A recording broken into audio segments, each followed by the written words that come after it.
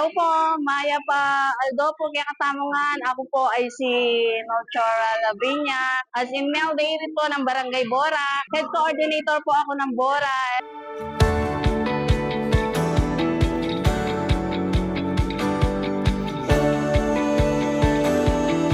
Ang napili po namin is meat processing dahil yun po ang napagkaisaan ng aming mga miyembro. At ito ay malaking tulong na makakapagpaunlad din sa kanila pag ito ay nilang pagtutuunan ng pansin na makapag-business sila ng meat processing.